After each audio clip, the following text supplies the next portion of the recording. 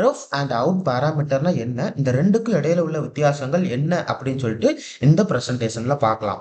C ஷார்ப்ல ஒரு மெத்தடை நம்ம கிரியேட் பண்ணும்போது அந்த மெத்தடுக்கு அப்படின்னு சொல்லி சம்டைம்ஸ் இன்புட் பேராமீட்டரை செட் பண்ணுவோம். சரிங்களா? அந்த இன்புட் பேராமீட்டரை வந்து ரெஃப் அவுட் அப்படிங்கிற கீவேர்டு மூலமா நம்மளால டிக்ளேர் பண்ண முடியும். சரிங்களா? ரெஃப் அப்படிங்கிறது என்ன சொல்லுவாங்கன்னா, variable must be initialised before passing it to the method.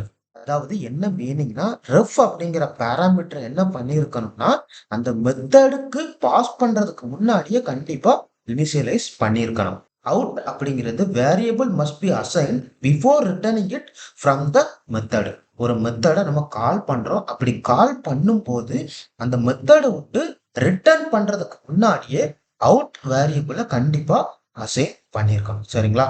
Ref பேராமீட்டர்ல ref அப்படிங்கிற கீவேர்டு யூஸ் பண்ணுவோம், அவுட் பேராமீட்டர்ல அவுட் அப்படிங்கிற கீவேர்டு யூஸ் பண்ணுவோம். இப்போ அந்த ரெஃப்க்கும் அவுட்டுக்கும் ஒரு ரியல் டைம் டெமோ பார்க்கலாம்.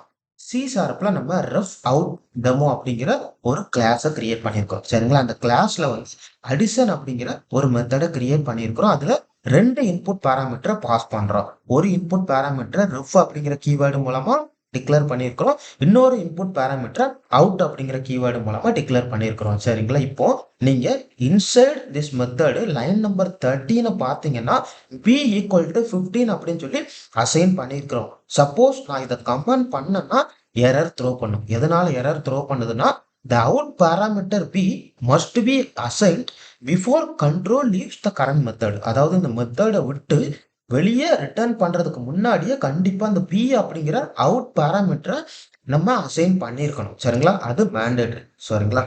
இப்போ இந்த மெத்தடை நம்ம என்ன பண்றோம்னா, மெயின் மெத்தட்ல கால் பண்றோம். மெயின் மெத்தடை பார்த்தீங்கன்னா ஒரு ஆப்ஜெக்ட் கிரியேட் பண்ணியிருக்கிறோம், ரெண்டு வேரியபிள டிக்ளேர் பண்ணியிருக்கிறோம். ஒன்று இன்ட் ஏ ஈக்குவல் டு 5, இன்னொன்று இன்ட் பி ஈக்குவல் டு 10. இப்போ நம்ம என்ன பண்றோம்னா, இந்த இன்ட் ஏவை வந்து என்ன பண்றோம்னா வேல்யூ இனிஷியலைஸ் பண்ணல. இனிஷியலைஸ் பண்ணலன்னா எரர் த்ரோ பண்ணும். யூஸ் ஆஃப் அன்அசைன்ட் லோக்கல் வேரியபிள் ஏ. அதாவது நம்ம ரெஃப் அப்படிங்கிற பேராமீட்டரை யூஸ் பண்ணியிருந்தோம்னா இந்த மெத்தடை கால் பண்றதுக்கு முன்னாடியே, அதாவது இந்த மெத்தடுக்கு இன்புட் பேராமீட்டரை பாஸ் பண்றதுக்கு முன்னாடியே இதோடைய வேல்யூ வந்து கண்டிப்பா இனிஷியலைஸ் பண்ணியிருக்கணும். அப்படி இனிஷியலைஸ் பண்ணலன்னா எரர் அப்படிங்கிறத த்ரோ பண்ணும். பி அப்படிங்கிறது இனிஷியலைஸ் பண்ணணும் அப்படிங்கிற அவசியம் கிடையாது, ஏன்னா அது அவுட் பேராமீட்டர். சரிங்களா? இனிஷியலைஸ் பண்ணணும் அப்படிங்கிற அவசியம் கிடையாது. பட் எனிவே நம்ம என்ன பண்றோம்னா இனிஷியலைஸ் பண்றோம். சரிங்களா? இப்போ லைன் நம்பர் 17 பார்த்தீங்கன்னா இந்த மெத்தடை கால் பண்றோம். கால் பண்ணும்போது a5 b ஈக்குவல் டு 10 அப்படின்னு சொல்லி இன்புட் பேராமீட்டர் நம்ம பாஸ் பண்றோம். பாஸ் பண்ணும்போது அவுட்புட் எப்படி இருக்கும்னு நினைக்கிறீங்க? 5 + 10 = 15 இருக்கும்னு நினைக்கிறீங்களா? இல்லைன்னா 5 + 15, அதாவது இங்க 15 அப்படின்னு சொல்லி பிஏ வந்து அசைன் பண்ணியிருக்கிறோம். ஸோ 5 + 15 = 20. அதாவது அவுட்புட் 15 இருக்குமா, அவுட்புட் 20 இருக்குமா அப்படின்னு சொல்லி கொஞ்சம் கெஸ் பண்ணி வச்சுக்கோங்க. நான் இப்போ இந்த ப்ரோக்ராமை ரன் பண்றேன். பார்த்தீங்கன்னா லைன் நம்பர் 17 உடைய அவுட்புட் எப்படி வந்திருக்குன்னா 20. சரிங்களா? அதாவது 5 + 15, இந்த p = 10 எடுத்துக்கிடாது, அதுக்கு பதிலாக இங்க நம்ம அசைன் பண்ண வேல்யூவை எடுத்துக்கிறோம். சரிங்களா? இப்போ current value of A and B என்னதான் இருக்கும் அப்படின்னு நினைக்கிறீங்க? கரண்ட் வேல்யூ ஆஃப் ஏ வந்து கண்டிப்பா 5 தான் இருக்கும். கரண்ட் வேல்யூ ஆஃப் பி, அதாவது இங்க பியை வந்து இந்த மெயின் மெத்தட்ல தான் நம்ம பிரிண்ட் பண்றோம்.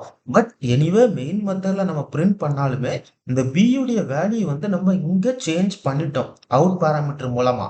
அதனால என்ன ஆகும்னா லேட்டஸ்டா உள்ள பி வேல்யூ தான் எடுத்துக்கிடும். சரிங்களா? இப்போ உங்களுக்கு ரெஃப்க்கும் அவுட்டுக்கும் உள்ள வித்தியாசங்கள் என்னன்னு சொல்லி தெரிஞ்சிருக்கும்னு நினைக்கிறேன். ஏதாவது டவுட் இருந்துச்சுன்னா கேளுங்க.